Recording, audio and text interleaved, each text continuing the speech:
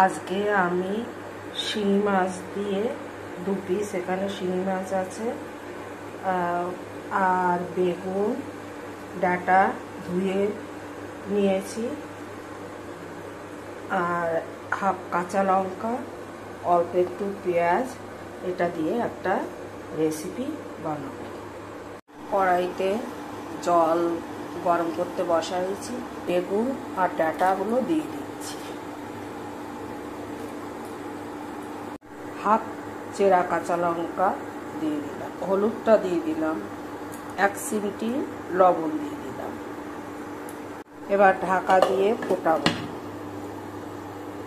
কড়াটা বসিয়ে দিয়েছি, অল্প একটু তেল দিচ্ছি মাছটা ভাজার জন্য, মাছ দুটো দিয়ে দিলাম।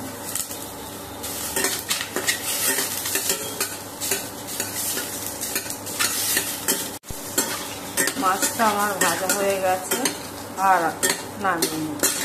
ফুটন্ত ঝোলে মাছটা দিয়ে দিচ্ছি, কারণ শিঙি মাছ একটু সিদ্ধ হতে টাইম নেয়। তরকারিটা আমার সিদ্ধ হয়ে গেছে, এবার আমি নামিয়ে নিচ্ছি। এরপরে আমি এতে ফোড়ন দেবো। কড়াটা গরম হয়ে গেছে, আমি তেল দিয়ে দিচ্ছি,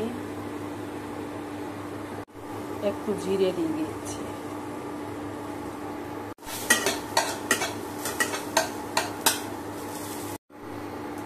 শুকনো কড়াইতে পেঁয়াজগুলো দিয়ে দিলাম, তাহলে আমার তেলটা অনেক কম লাগবে। তরকারিটা ঢেলে দিলাম, একটু ধনে গুঁড়ো দিলাম, একটু জিরে গুঁড়ো দিয়ে দিলাম, ঢাকা দিয়ে দিচ্ছি।